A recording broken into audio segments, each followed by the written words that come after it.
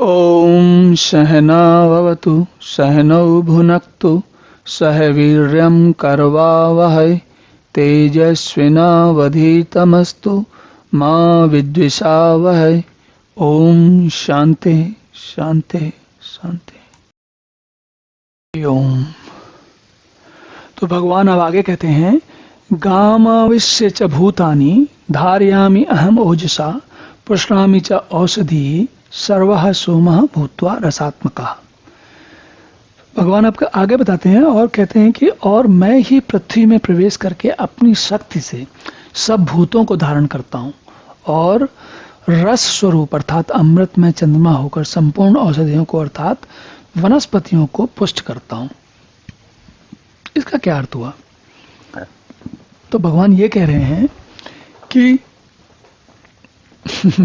अगर भौतिकी की दृष्टि से देखें तो सोचिए कि भौतिकी बताती है कि सूर्य के जब सूर्य में जो भयंकर बड़े बड़े विस्फोट हो रहे थे उनमें से अलग अलग समय पे कुछ जो टुकड़े थे, पहली चीज तो ये समझिए कि जो इतना बड़ा बिग बैंग हुआ और एटॉमिक बम हुए तो उनके लिए मटेरियल कहाँ से आया, क्यों उस आरंभ हुआ, वो सारा मटेरियल कहाँ से आया? तो मान लेते हैं कि पिछली बार जो ब्लैक होल में सब कुछ समा गया था वही निकल के आया है। लेकिन धरती पर धरती सारे ग्रह इसलिए ऐसे बने बताए जाते हैं कि जब सूर्य के विस्फोट के जो टुकड़े छितरा रहे थे पूरे ब्रह्मांड में सूर्य के आसपास, उनमें से कुछ टुकड़े एक दूसरे के साथ घनीभूत होकर जुड़ गए वापस में। बहुत ही ज़्यादा अधिक तापमान में था और सब वो जुड़े तो उनसे वो ऐसे जुड़े कि वो एक दूसरे को जुड़ते जुड़ते उन्होंने अपना गुरुत्वाकर्षण बना लिया और उस गुरुत्वाकर्षण के कारण वो और भी खींचते चले गए।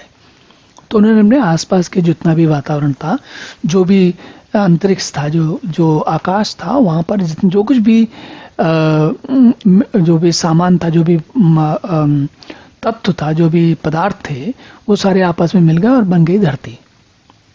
और धरती फिर धीरे धीरे जब ठंडी हुई कई अरबों वर्षों में, तब उसके बाद उसमें पहले जलवायु ऐसी स्थिति मिली कि जलवायु बनी और जलवायु के कारण जल और वायु दोनों बने, फिर पौधे इत्यादि बने। तो भगवान क्या कह रहे हैं कि ये जो पृथ्वी ऐसी सूर्य से निकले हुए टुकड़े न जुड़ते आपस में, तो फिर तो सारी कोई ना टुकड़े जुड़ते, ना पृथ्वी होती, ना पृथ्वी होती, ना जलवायु होती, ना जलवायु होती, ना और कोई भूत मात्र होते। तो भगवान कह रहे हैं कि इन सबको धारण मैं ही करता हूँ।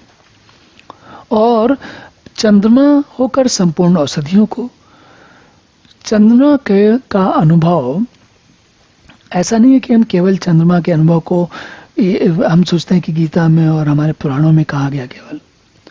देखिए, समुद्र में जो ज्वार और भाटा आता है उसको कहते हैं कि चंद्रमा के प्रभाव से आता है। और वही नहीं, लोगों के मनों में कभी कभी परिवर्तन आता है चंद्रमा के गति से। तो चंद्रमा का असर अनुभव हमको होता है अलग अलग प्रकार से। भगवान क्या कह रहे हैं कि औषधियों को जो पुष्ट करता हूँ चंद्रमा के रूप में, वह भी मैं ही करता हूँ। तो इस सब बात का मतलब क्या है? पूरा मतलब इस बात का केवल इतना है कि सारी चीजों का आधार भगवान ही है, अलग अलग प्रकार से। तो चलिए अब अगला श्लोक देखते हैं। ओम पूर्णमदः पूर्णमिदं पूर्णात् पूर्णमुदच्यते पूर्णस्य पूर्णमादाय पूर्णमेवावशिष्यते। ओम शांति शांति शांति।